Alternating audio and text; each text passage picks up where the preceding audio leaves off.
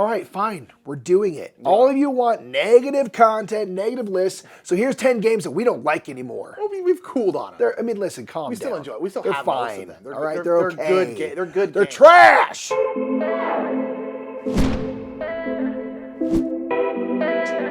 What's up, everybody? My name is Nick. I'm Mike. We're the brothers Murph. Mikey's voice is a bit raspy. We're doing a list of cool.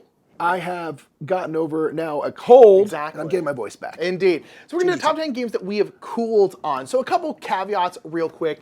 All these games are good. We wouldn't have cooled on them if we didn't like them. Exactly. Two, it does not necessarily mean we hate these games now. It doesn't mean that we're getting rid of them if we They've just come down from the peak of our enjoyment of it. We still are down to play these. Maybe we'll have cooled on your favorite game. That's also okay, you know. Okay. But yeah, these are games that have cooled because people cool on stuff. You know, you're super high on a game, and then all of a sudden now you're not quite as anymore. That's totally fine. It happens with every game, at least to us, And where everything. it kind of has this lifespan. These ones are just on the down slope of their life and our And that's enjoyment totally of them. okay. So let's go ahead and get number 10. All right, so number 10. Oh, you know what? I forgot my water. Hold on. Dude, All right. you got to get this done before. Sorry. YouTube? What the heck are you doing in the fridge? Oh my gosh. No, the subscribe button isn't in here. It's down there. Click on it right now. God, you're in here for? God, I'm just getting some water. Yes, we keep our water full in glasses because our time is sensitive, all right? Get out of there. Stop putting horseradish on your bum like a freak. All right. You ready? Yeah, go for it. All right, so number 10 is Glenmore 2. All right, this is a tile laying game set in Scotland, Idaho. Okay, exactly. so It's probably Scotland, Idaho. Yeah, probably. And this is a tile laying game with a kind of a cool rondel to gain tiles and stuff. And you are ultimately putting down tiles. It's all about adjacency, which things will kind of produce resources.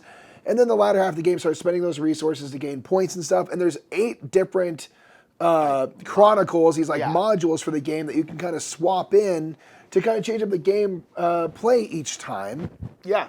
And this one's number 10 because we realized after playing, we haven't played all the modules yet. Which is why it's number 10. So we have not played with everything yet. It could hop back up. I don't think it will, though. But the tiles and stuff in the game and what you're playing is kind of the same each time. And you see the same tiles and the same historical figures and stuff. And so that was something that, like, I'm glad they have these modules, but the kind of meat and potatoes of the game is very samey each time. And once you play it a few times, we're kind of like... Okay, I've seen it. I've seen it, and I don't know how much energy we have to try to, like, play it again to try those other modules. Like, I don't think we'll ever get there, to be honest. And that's the thing, right? Because, like, time is always fleeting. your most valuable currency. Yes. Money isn't. It's time. And so it's one of those things, and I'm not saying that it's not worth it to do, but it's just like, for us, it's like, if we're already kind of on the cool down, because with the first couple times we played it, we were like, oh, this is so amazing. And then pretty immediately after the first, like, 2 times or so, we kind of started going like, and kind of just going down. And so now it's like, to then, like, try and pick it back up and kind of slog through, not a game that we dislike, but it's a game that we're not that enthusiastic about, to then try to see if it gets better kind of thing. It's just kind of like, I just don't feel like we really need to do that.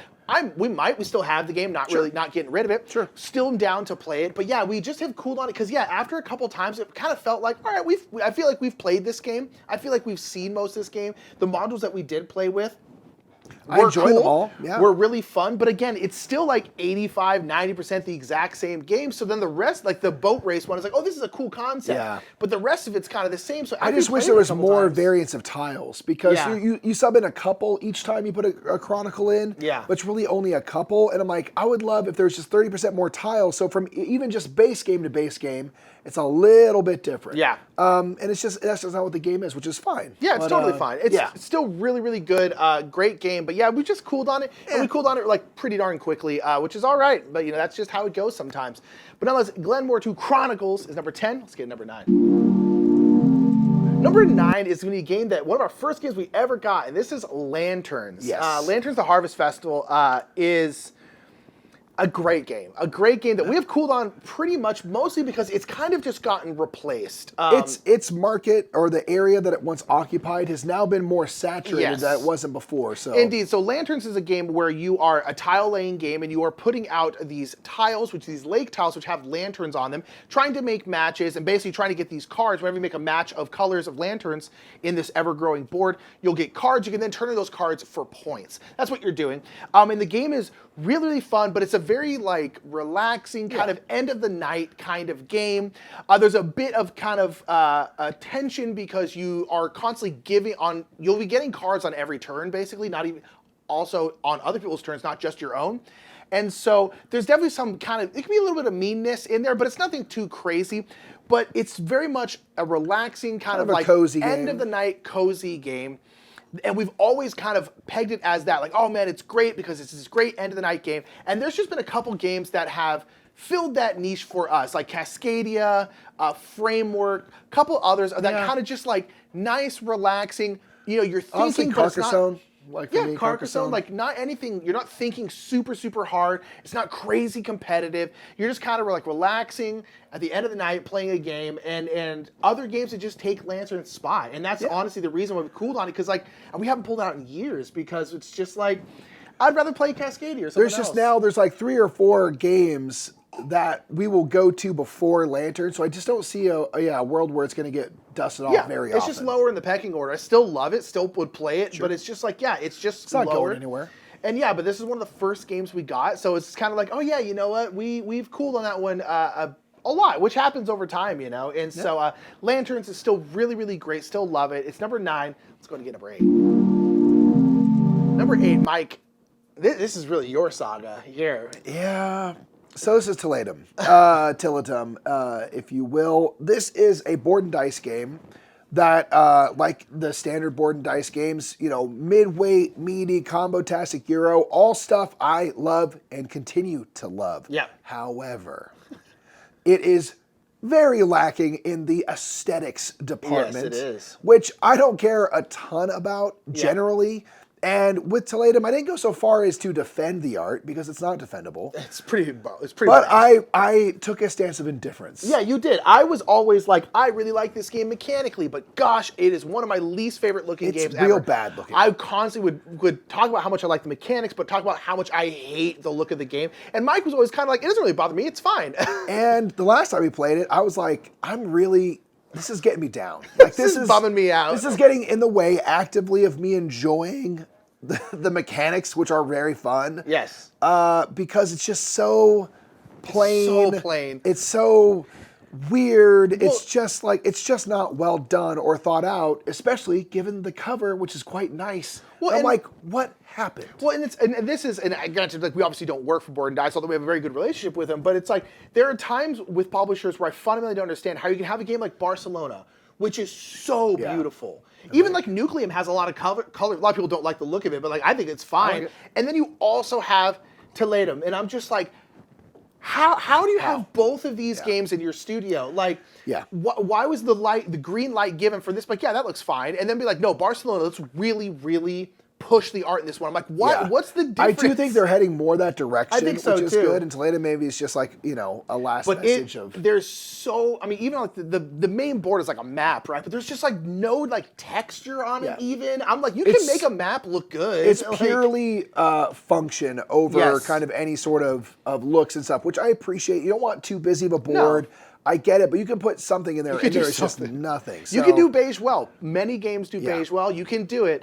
But yeah, I really like Tillatum, but it's always bugged me, the art. And so the cooling has been mostly on Mike's end, because you were kind of always like indifferent towards it, and then really they're like, It's also a good problem to have, because Board and Dice, you know, and other companies make so many of these like mid-weight great games. So it's like, okay, well, there's still a billion others to choose from that I enjoy the looks of more. So I don't feel like I'm losing a ton by it cooling. I'm like, well, I'll just play, you know, this or that. And I'd still play it. I mean, again, the look of it bums me out, but it's like, I still will play the game. I do want to find an artist to do up the map and just like do it, like make whatever you want in this middle set, make it as cool as you want, and just see what happens, and have like a custom one of a kind, just like, version. I don't understand how certain things get greenlit. I'm like, who? All right, I just don't get it. Where the quality control at? But nonetheless, still a great game. But yeah, just the look finally broke down Mike's walls of indifference towards it. It did. So that's number 8. Let's go and get number 7. Number 7 is a game that honestly, like, I think I was always more enamored with the production and the art and stuff more so than the game. This is Chai. Agreed. And I think as time has gone by, my enjoyment of Chai has gone down. I still really enjoy it. It's still a nice kind of like Gateway Plus-ish I'd level say game. it's very light. It's very light. But the thing is, like, with the market and then the way the little power thing, it's I wouldn't say it's Gateway. It's higher than that, which is honestly one of my Maybe that's its issues with problem. it, but like kind of one of those things where it's like I feel like it's a little too heavy for what it's kind of trying to be, which is like a very Gateway game. Because one thing I like about it is because it's so pretty, because it has tea as a theme, which is great. I mean, the production is outstanding. It's outstanding, and you're just doing you're getting ingredients and fulfilling tea orders, you know, and that's all it is, and it's really really fun. Beautiful art. But just over the time, I kind of like the production didn't wow me quite as much because we've just played it a bunch of times, and I just kind of was like, oh, I don't actually love this game as much as I thought I did. It's really what it is. Yeah, I'm in the same boat. I think it falls into no man's land a little bit where, like you said, maybe it's a little too heavy for the most basic gamers. And it doesn't really offer up enough choice or interest for people who are maybe a little bit of a heavier gamer. And the looks are great and stuff, but we just sort of don't have an occasion to play this one very often. And there's things like Flamecraft, which have come out, which are also very beautiful and also on the light side, maybe Gateway Plus, that what you're doing in the game is just a little more interesting for us anyway. And so it's like, well, now there's been a game that's replaced it, where I'm like, I won't play Chai. I'll show someone Flamecraft if I want that similar, like, very appealing theme, nice art, great pieces, light gameplay. I will default to that. Yeah, or like Chai. Sweet Mess Pastry Competition is one that's like kind of a similar weight class, but a very appealing theme. You're in a bakery, but it's got such good production, such good art. It's like there's, again, kind of like Lanterns, there's more of these types of games out there, and I'm finding that Chai, mechanically, I like the least of them, basically. Exactly. And so that's it. I still really like it, but yeah, it's just fallen off for me a little bit, you know, and that's okay. It happens. But that is Chai at number 7. Stop at number 6. Number 6, I honestly, I don't know how much I ever actually liked this game. This is Isle of Cats. It's Isle of Cats. This is one that, man, I really enjoyed the first few plays of. Yeah. And then it's not even that. It's this was a unique, interesting choice. Yeah. Because the first couple plays, I was so enamored with like you're drafting cards and you're doing that to get polyomino tiles and put them on your ship. And that was really cool.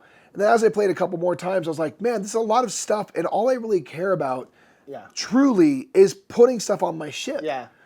And then they came out with, during a COVID project, and now it's just an actual game, is the Isle of Cats Explore and Draw. the roll and write which makes it only about filling up that ship. And I'm like, okay, that version is better. Once that version came out, I'm like, well, I don't really want to play Isle of Cats. If I play Isle of Cats, I'll play it on Board Game Arena, and I'm going to play it solo. I think the solo mode is better than the standard multiplayer experience. I think the roll and write version is better than the standard multiplayer experience. And I think it's more a product of that, of like, maybe that wasn't meant to be the game. It wasn't its final form, and it's now found other ways to be. Yeah. And so it's like, when we say Isle of Cats, I'm almost speaking exclusively of the multiplayer to the standard base. multiplayer experience. I don't want to do that. Yeah. I will solo this game. I'll play the roll and write for sure. Yeah. The flip and fill, whatever you want.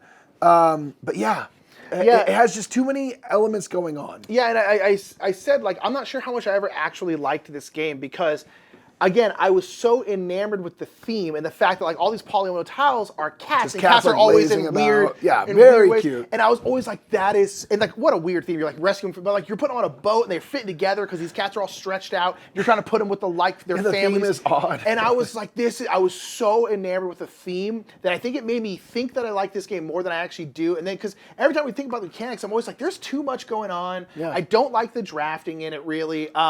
You know, you need baskets to get cats, but you need this to attract the cats. It's like there's so much. You're drafting whatever the lesson plans are, whatever the scoring things. I'm just like, this is too much. And it's like that. There's other versions of this that I would much rather play. Just simplify. And so, like, I think I was so all in on the theme and the look of this game that it made me think that I liked the game more than I ever actually did. Yeah. So to me, it's more, instead of cooling, it's more of a realization. Okay. You know what I mean? Yeah. But it still falls kind of under this list.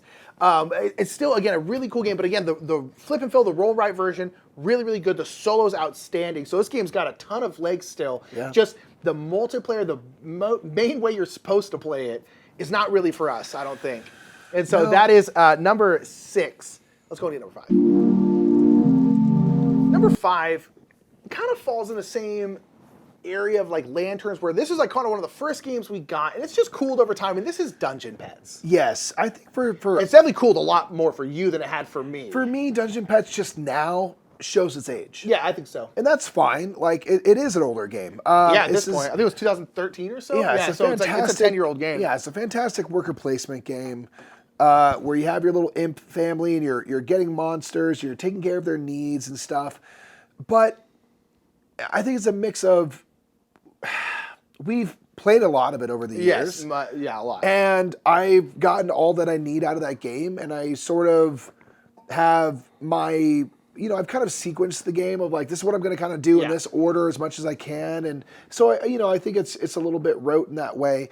And then I think the thing we're talking about is like there's kind of a bidding-ish thing kind where of secret bidding, a secret bidding where you kind of assign your imps and your money and stuff in certain ways so that you can go make use of certain actions. Some require you to have money, some require you to have multiple of your workers, and things like that. And you have to kind of pre-pick. Yeah, you basically have a group of imps. You have to put them in different groups, and then once everyone reveals, the biggest group of imps is going to go first because they're like pushing their way into town. Everything thematically always makes sense, as Vlad Chvátil's stuff does. Absolutely does. But it just makes that part of the game, which in my opinion is the least interesting part, is like, it just makes it this whole thing where it's like you can have 3 imps and 2 money, and then that's a group of 5, or you can have like 6 imps. It's just like, I really wish it was just a back and forth. Like Mike takes a turn, I take a turn, Mike takes a turn, I take a turn. Because it just adds this whole layer of the game that I've never really enjoyed. And kind of stops you from getting to the worker placement part, which is interesting because the spots are all blockable, and there's a lot of stuff where it's like you need to go there first because if you want to get meat for your monsters to eat, you got to get there because there's only 2 spots that give you meat, so you got to get there. But my thing is like that kind of tension would still exist without that whole bidding system. Yeah. So I would love to see a Dungeon Pets like 2.0. Yeah. Like a second edition, like clean that up, clean some other stuff up. Maybe you could bid money for like, I'm going to be first player, and like however much you do just determines the overall turn order. Yeah. But then you go into everything and you have to, just all the spaces can have their costs and stuff. Yeah, totally. But you can decide in the moment. It's just, for us, it doesn't work so well. It would just clean it up a lot, and because of that, and then just the fact that like we've played this game a ton, we've had it for years and years and years. It's just slowed down over time. I still really love it. This was really our first introduction to like really thematic Euro games. Yeah. And kind of our introduction to a game that can have kind of a silly light theme, but ultimately be a pretty heavy experience. Yeah. Still love Dungeon Pets, but yeah, I would love to see a second edition that like keeps most of the stuff, cleans some stuff up, maybe there's also so many little things going on in the game, maybe taking some of that out. I think it would be, I think you could use it. I don't think the game sells well enough to like really warrant a second edition. At this point, probably. But nonetheless, I really love Dungeon Pets still, but it's definitely cooled for both of us, but I kind of held on for a long time where it was still like really high up in my top 100. And my guess is it'll still be my top 100. We do it again this year. But my guess is it'll be pretty low. Yeah. That's my assumption. So that's number 5, Dungeon Pets. Let's get number 4. This one weirdly hurts. Yeah, it does, because it's another early adopter, like where a game where we're blown away by the theme, the mixed mechanisms, and all those things ring true. This is Baseball Highlights 2045. Yeah, still great. Still great. This is a game which simulates playing baseball, which is our favorite sport to watch. Other than Highlight. And yeah, definitely that, man. No jokes. I also like competitive pogo sticking, where they do tricks and stuff. Oh, I don't know. Very cool. Okay. Very dangerous. We do play pickleball though. Pickleball. We do pickleball for Yes. In this game, you are simulating playing baseball and stuff, and it's in a weird world in the now near future. Yeah, it really not that where far out. you're playing with cyborgs and robots and stuff, and the naturals are just like the normal humans trying to keep up and all that. And I think this is a game that we've just simply exhausted. Yeah, we've played so much. We played all the expansion material slowly through time. We added more and more cards. Where now there's this huge stack of cards, all these abilities and stuff. And I just think we've played enough of it. Yeah. I mean, we still play it. It's We not usually like a play compelling it. reason for why it's cool. It's just, it's now a once-a-year game. We'll play it usually when the baseball season starts. Exactly. And I really don't need to play any more than that. And that's okay. Like, there's plenty of games that we have that are like a once-a-year kind of games. Yeah. I think that's totally fair. I think this is that. This is just turned into like a once-a-year. I don't necessarily feel the need to play it. Although I do want to start playing it. I want to try it solo because I think getting into the puzzle of this stuff might be interesting more as a solo game. As I'm Sure. kind of as time's gone by, there are certain games where I'm like, oh, this is now a solo game for me. Like I still enjoy this puzzle and getting to this puzzle, so I do want to try that. But like as a multiplayer game and just in general, yeah, we've just slowed down. We've had it for a long time. Yeah. Still really love it. It's like a once-a-year game when the baseball season starts. Still really an interesting game with the mind games that go into it. It's really, really fun. But yeah, it's just at this point, it's slowed down. I still think it's the best baseball game out there, and it's still there's only a couple to be fair. Yeah. But I still think it's really, really good. So Baseball Highlights number 4, cooled on at a decent amount, but it's settled where it's gonna settle. And yeah, it's okay. That's it. That's all right. All right. So number 4. Let's get number 3.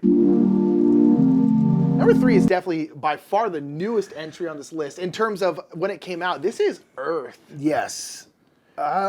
We cooled on it. We were so hot on it when we first played it, and then it kind of just went like this.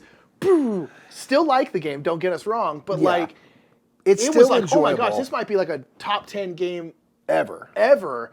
And to like I like it. When Earth was first started hitting and it was in the hotness and stuff, I was like, this is going to be in the top 100 and the top 50 within like 6 months. Like I was certain of that, and I don't think that's going to be the case.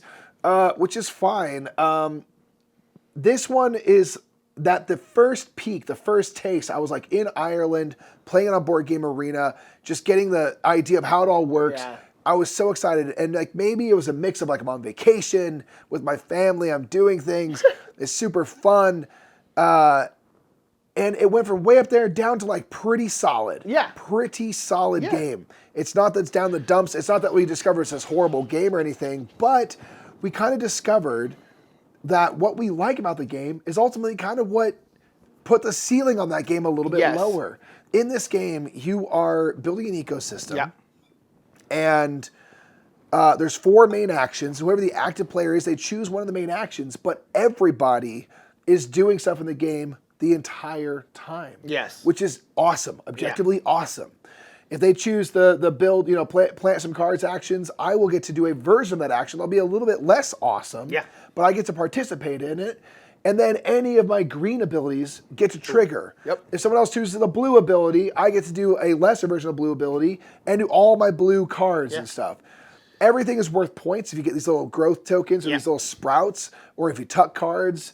They're all worth points, and you will oftentimes spend growth tokens and sprouts and stuff to get other types of things that will be worth points. And for us, it comes down to a thing where everything is valuable, so nothing's valuable. Kind of, yeah. It's like this weird, the way I like describe it, and this is not a perfect analogy, but like it's kind of like focus grouping a movie to the point where it's just so, not the Earth is bland, but so bland that no one actually likes it. Like, because studios will do that with movies. They'll focus group it, basically take out anything that's going to upset anybody, and then basically make something that nobody likes. Lows, so you're it's left like, in the I middle. honestly wish the game had more like rough edges in terms, because it's like, every single turn you get to do something. Every single turn you get to activate all the cards of that color. Everything is worth points. Everything is currency. And it's like, in a lot of ways, that's really cool that everything is everything all the ways, all at once. But at the same time, it kind of, after a number of plays, kind of got boring for me, because I'm just like, it just kind of over time, like, was like, oh, okay, I have no direction because everything is just like points. You also don't know, it's not like Feast for Odin where it's a big sandbox, but you get to kind of choose what you're doing. You're kind of getting the cards you're getting, and you can draw cards and things like that, but it's like, you're just kind of like, okay, I guess I'll just see where this ride takes me, which is fine. Again, I still really enjoy the game, but it's just like the fact that it's like so smooth and so kind of like, just like this, I kind of wish there was a little bit more the occasional thing where like, oh, this is really bad. For you. Like, this is bad. You need to race to get to this thing. And there's a little bit of that with like the public objectives, but like, it's honestly too smooth of a ride, which I said makes it really, really solid, but I think puts that ceiling lower than than it could have been. Honestly, if it had a couple more rough edges. It's a weird way to think about it, but it's like we were talking about it. It's like it's almost just too smooth. It's too open. It's too everything's a little good bit all the more time. stress, I guess. Yeah, in the game. A little bit more of having to think. So like a game for me that also kind of helped heighten this realization is a game like Force Shuffle, where you can play out cards. Everything's kind of worth points and stuff. But in that game, you can find combinations of certain types of cards, like a bunch of birds or a bunch of deer or something like that. And if you hit that combo hard enough, it becomes insane. Yeah. So it becomes this thing where like I am desperate to find another deer card to fuel my deer engine and stuff. And I'm like hunting for that card. How do I do this to play this thing to find it and maximize? I can play one more turn to do this. And so I'm fully engaged in that. Yeah. Versus Earth, I'm like, it's so all worth it. There's no tension. I'm like, I'll play this card. Yeah. Sure. I don't There's know. just no tension, and it's still really smooth and good. There's just it could use a little tension, honestly. Someone's got a flamethrower. Why not? Why not? Why not? Make it a little less balanced. That's enough about Earth, though. We still really enjoy it, but this was one that kind of was so high and then boom, kind of pretty quickly. And so Earth, still enjoy it. But nonetheless, that's number 3. Let's get number 2. Number 2. Man. Again, we still love this game. This is Quacks of Quedlinburg. It's just, we played it so much. This is what I honestly feel like we played out. We played it so much. We introduced it to so many different people. So many people. For so many years now. Yeah, and Quacks of Quedlinburg is great. It's a push your luck game where everyone has a big old pot of gumbo or a stew or whatever, your big old cauldron of potions or whatever. Yeah. And your portion, you're throwing stuff in there. All these ingredients, and you're doing that by pulling these ingredients out of a bag. But if you pull these white ingredients, these kind of like white, like snap pea looking ingredients, those will make your pot explode if you pull too many of those. So you're basically pushing your luck to be like, ooh, do I keep going? I'm kind of on the verge. Screw it, I'm going for it. Yeah. And then throughout the game, you're going to be getting however far, basically how many ingredients you have in your pot, how far you went along the track. That'll determine how many points you get, how much money you get, the money you use to buy more ingredients, and the points are points. And so I really love this game. I still think this is one of the best games to introduce to like new-ish gamers because it's just push your luck games go over so well with new people. We have the Geek Up bits, which are very satisfying. Yes, we've 3D printed storage. Yeah, it's awesome. Still great. Still love it. I love the Herb Witches expansion. It's really cool. We didn't try the extra expansion because we were kind of just like, I don't know if we need another expansion for this. Don't need more. And it's just, this is one where we just played and played and played. And at this point, like, I will happily play Quacks again, but I also think I'd be happy if I didn't play Quacks again. I think I'd be okay with that. It's just a game that, like, we're not going to suggest. If someone says, hey, do you want to play Quacks? I'll be like, for sure. Sure. But we're not going to suggest it anymore. This, on our last time we did a cool down list a couple years ago, Azul was on that list, where at that time, we had played it with so many people, showed it to so many people, played so many games that we were just done. This is where we are with Quacks. Yeah. This might lead to a down period where we don't play it for a long time. And then we play it again, and we'll be reinvigorated and enjoy it once again. I can fully see that happening.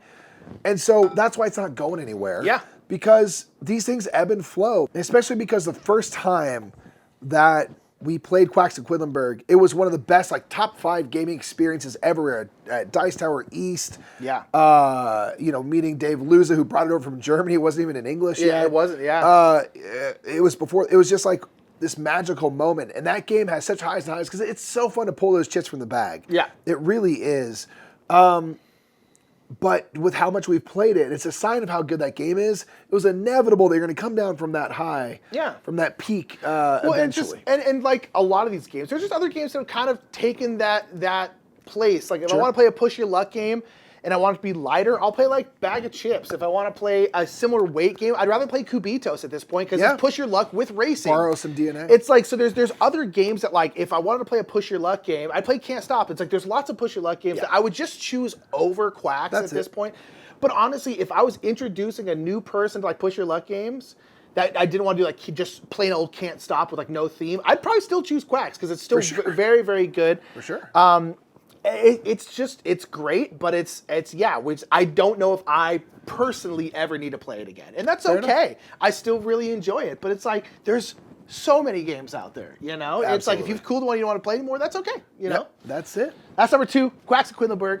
Let's get number 1. Number 1 for me personally, and I don't honestly have a good reason, but it is just falling off a cliff for me, and this is Everdell. I agree. It's just, I don't know. I think So I will say this, with preface by saying we have not played with all the expansions. People are like, we need to play with the Spirecrest expansion, the Belfair expansion. I'm sure it makes the game, it would probably inject new life into the game.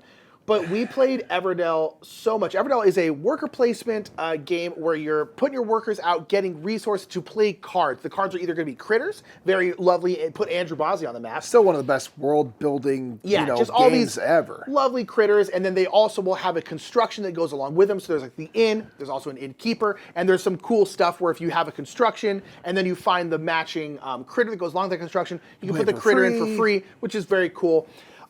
It's beautiful. The game is still very fun, but we just, I think, kind of played it out. And then after playing it, 10, 15, 20 times, somewhere, however long we played it, I was just like, cool, I've seen everything in this game. And it doesn't really help that the first expansion, Pearlbrook, we got and really didn't like. Did not care for it at all. And then we just didn't really want to get the rest of the expansions. And I know a lot of the other expansions people really, really enjoy. And people said, you've got to try these expansions. And at this point, we're kind of just like, I don't know. We're done. It just, the game itself has fallen off a cliff. I am sure that the expansions would inject new life. Sure. But again, it's like we said earlier, it's like time is our most valuable currency. And I don't really necessarily want to we literally got rid of the game. We don't even have it anymore. It's like bring back a game to then try in the hopes that I'll like it again. I'm like, I would rather just play games that I like now. Yeah, I think it's perfectly acceptable to, if you're not enjoying a game, if it's the first play, the 10th play, whatever, to just say, I'm okay with that being enough and don't need to return to that, because who cares? You know, with this one, we have the unique position where we don't have a ton of time for casual gaming and repeating plays of the same game. We just don't have a lot of that time. So with all the expansions and stuff, there's so much material that's almost like burdensome to even try to get into it now. Yeah, at this point. And awesome for everyone that loves it and it has all the material for the game. That's awesome. I'm glad you can invest so heavily in a game. That's dope.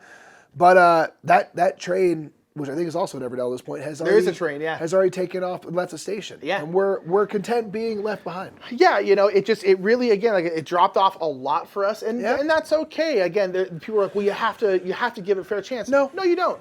Your time is your time, and if you don't want to, or you're kind of just like, I'm done, you do not have to. Some people are like, we have to play this game for at least 20 hours to really experience it. I'm you don't. No, I don't. I don't need to watch 3 seasons of a show and hope it gets better. It's like, no, I don't. It's like at this point, we're just kind of done with Everdell, and that's okay. Again, if I was at a con and someone's like, hey, we're going to set up Everdell with those expansions. I would say, sure. Yeah, I'll play it. I'll play. I would still be down to try it, but it's just one of those things where it's again, the concept of putting forth the effort in the hopes that you'll like something sometimes can be worth it in certain things in life. Yeah. But I think a lot of times it's not. Just play stuff you already enjoy, Yeah. It's just a kind of an interesting, weird place to be with a game where you're kind of like, I don't think I need to do this anymore. I understand that maybe it would be my favorite game ever if I put the effort in, but I don't really want to put the effort in. And so that's also okay. That's it. That's just how we get down with games. Yeah. Now, if one of the games we mentioned is your favorite game and you have given it that time, that is so awesome. I'm so excited for you. Tell us what we're wrong. We don't care. We're definitely probably wrong. These are just subjective opinions for us and ourselves and totally stuff. But we're glad opinions. that we have these games to appreciate, even if they only are, truly at their peak for a short period of time. I'm so grateful to have gotten to go to that peak with that game. Yeah, totally. That's amazing. Earth or whatever had this decline. Okay, that's fine. It was still I've so gotten much so fun. much out of it. And again, these games aren't going anywhere. No. They're still going to be around in our collection and stuff. So that's awesome. Speaking of things that we appreciate our patrons, which you see scrolling down here beneath us. Thank you so much to patrons from the past, current, and maybe future. We hope that you can be one of those future patrons. Check out the description of this video for a link to that. Thank you so much for the support. Thanks for putting up with my voice. Yeah. Shouts out to Mike. Drop a like for Mikey. I'm talking as loud as I can. He's having a hard time here. He's doing good, though. He's doing good. Thank you again so much for being here. We appreciate you so much. Let us know some games that you've cooled on, and it's okay. It's okay, No, there's thousands and thousands and thousands That's of the games. great thing. There's it's so okay many that games. you cool on 4 of them. It's totally cool. fine. Now, thank you so much for being here. We'll see you all later. Have a good one.